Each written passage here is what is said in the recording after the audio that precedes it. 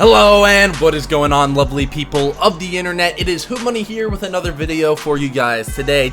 We're going to be doing a deep dive into progenity, or PROG, whatever you want to call it. As always, we're going to take a look at the chart. First and foremost, it had an insane run up yesterday, and that run up continued today as it hit that 25-hour moving average, and now it's seeing a slight dip, but this is insane volume that we're seeing. This is probably one of the highest traded stocks on today's trading date, and there is a few catalysts in this stock as well. Another thing to take into consideration from the technicals, which I don't prescribe as the number one thing that you need to look at, but technicals are a bit overshot. MACD is signaling a reversal as well as the RSI. I'm not saying that it's going to happen, because most of the time when these things are underneath a short squeeze and gamma squeeze, which PROG is currently underneath, these things you can really send out the window. I mean, how many times was GameStop overbought on its run to 400 plus? You really can't be looking at that type of thing. Now, I really wanted to paint you guys a picture of what this stock has done over its past years. We have the weekly candlestick charts, and you can see ever since IPO, it IPO'd around $15 a share. It has been dropping, and this is very, very important because of the type of stock that PROG is. It is a biopharmaceutical company, and a lot of these biopharmaceutical companies, PROG included, do in fact dilute shareholders as they are in their research and development stage, the early stages of these companies when they are developing these treatments and drugs that will be very profitable in the future. So the stock price should go down on this type of stock, and we have seen insane volume in the past weeks. As you guys can see right here, past 2 months have been insane amounts of volume. Now, what's very, very important about PROG is this one institutional investor, which we can pull up right here, which is Ater Capital Management. Now, before we get into the due diligence, this charting software right here that I am using, very clean, very sleek user interface. This is WeBull. Check out their promotion right here. They're giving away some free stock. This promotion only lasts till the end of October, and they also have Shiba as well as some other cryptocurrencies on their platform as well. It's my favorite charting software, so definitely check that out if you guys wanted to get some free stock and check out this software.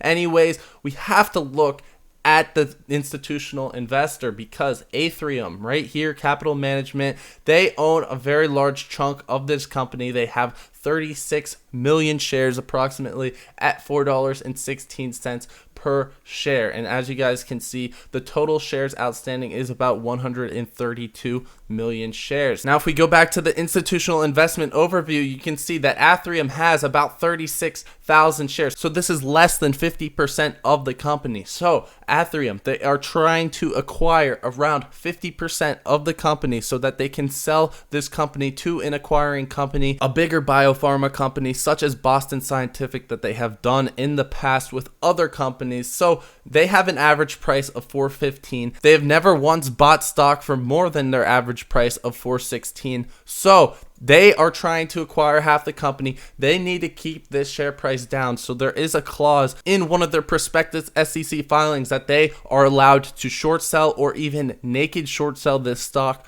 to control the price of the stock. And as you guys can see, if it even gets close to this $4 mark, they are going to be aggressively naked short selling this stock. So this Ortex data over here, you really can't take into consideration, since they are legally allowed to naked short sell progenity in order for them to keep the price down so they can continue to acquire the stock for a very cheap price and average down their position and acquire over 50% of the company. So 53% of the company would be about 66 million shares. So they still have about 30 million shares that they need to acquire before they can sell the company to an acquirer such as Boston Scientific, such as Bristol Myers Squibb, or any of these very large blue chip biopharma companies. So even though they are the largest institution institutional investor in the company. They do have a vested interest in keeping this stock below $4 per share so they can continue to average down their price. So now that that's out of the way, we're going to talk about the catalyst that actually sent this thing soaring yesterday. And as you guys can see here, Progenity soars 40% after granted patent for device of treatment of GI tract diseases. And you can actually see that they filed for this patent on October 5th. So this news right here could have been anticipated. So diligent investors that did find out that there was the patent filed on October 5th, they did reap the benefits of seeing the huge price jump that we saw. Now, I hate talking about all the good and no risk, so we have to talk about the risk. And as you guys can see, if we zoom in on this candle over here on 10-4, you can see there was a huge selling candle, and this was actually share dilution. So this is the big risk with Progenity, especially because Progenity and Aetherium have such a big relationship with each other. Progenity may continue to dilute shareholders as this stock continues to run up in order to pin that price down. And with them securing this patent, this company is just that much closer to being a very attractive target for an acquirer.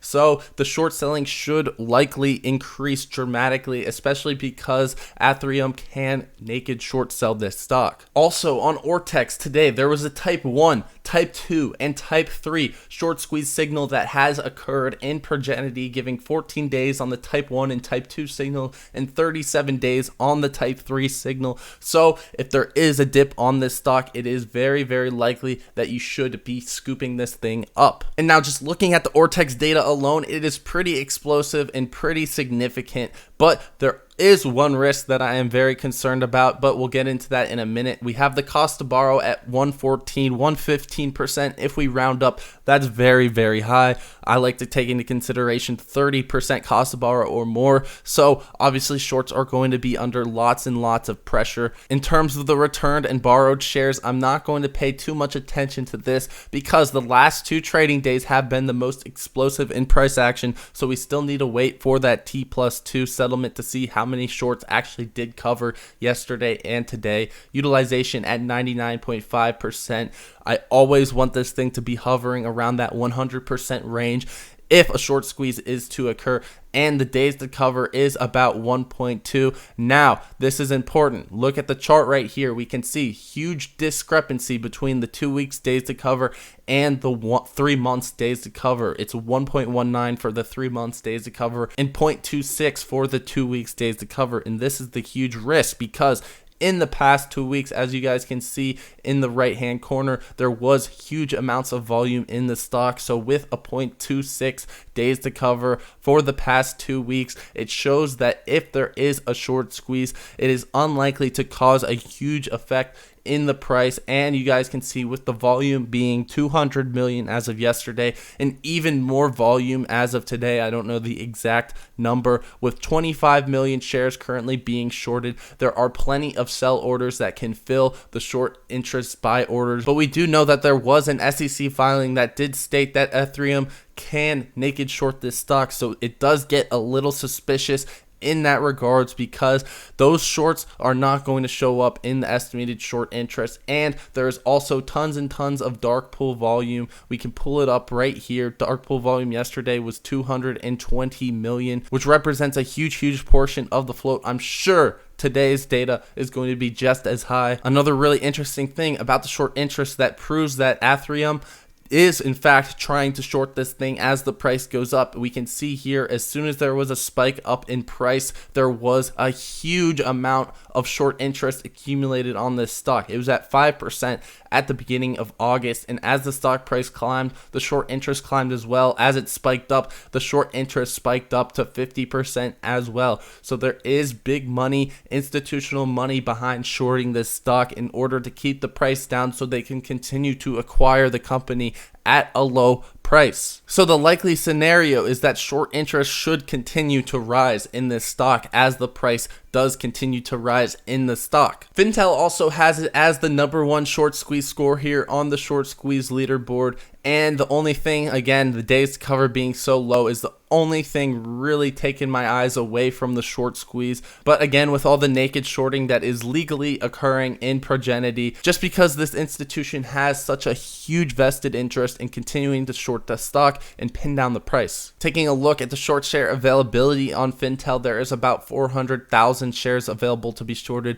Not too much at all. 88% borrow fee, which is higher than Ortex, but still pretty high. Short volume is at 52%, which is absolutely insane. Any short volume over 30% is very high, and this has been at 50% for the past 2 weeks. So this is very indicative of naked shorting, failure to delivers, and all of that jazz going on in this stock. Now, talking about failure to delivers, here's the threshold security list, and PROG is not currently on this stock, meaning that failure to delivers are not yet occurring on a day-to-day basis in Progenity. However, we do know naked shorting can definitely occur. There is an SEC filing that quite literally states that they are allowed to naked short. Here's the clause right here. It's called stabilization. You can see right here that certain persons participating in the offering may engage in short sale transactions, stabilizing transactions. So they're trying to stabilize the price so that Aetherium can continue to acquire this company, syndicate covering transactions, or the imposition of penalty bids in connection with this offering. And then it says establishing short sale positions may involve either covered short sales, which is legal short selling,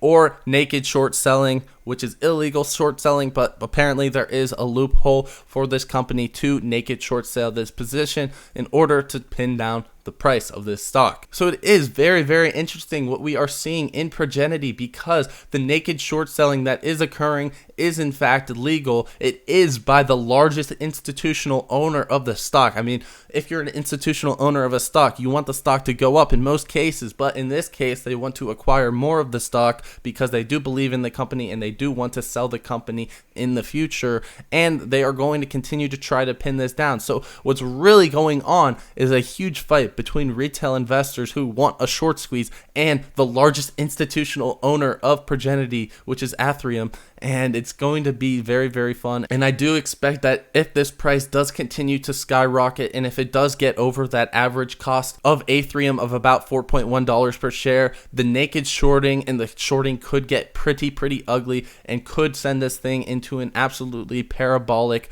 run. But be careful of dilution. That is probably the biggest risk, dilution and other institutional owners selling off their stock. And before we go, we're going to take a look at some of the options activity. It is almost entirely bullish. We'll look at the charts right here.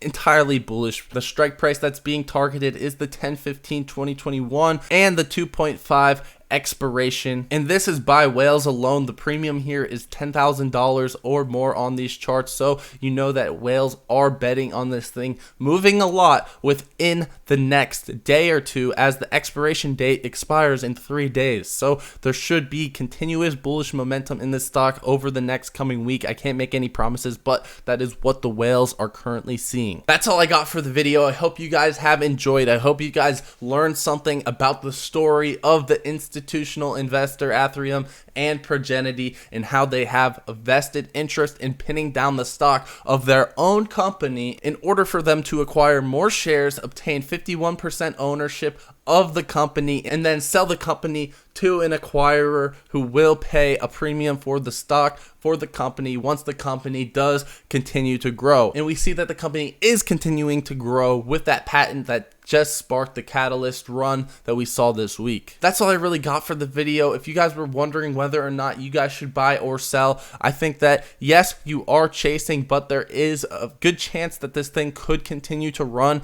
in the next few days or so. So I'm not going to be able to tell you guys when exactly to enter or exit the position, as that is pretty impossible to time the market, but I do think there is still some upside in this stock, so be very careful and have some stop losses as well. So if the stock does take a huge tumble, then you're not going to be completely liquidated. Anyways, that's about it. I hope you guys have enjoyed, and I will be seeing you guys in the next video. Until next time, ladies and gentlemen, peace.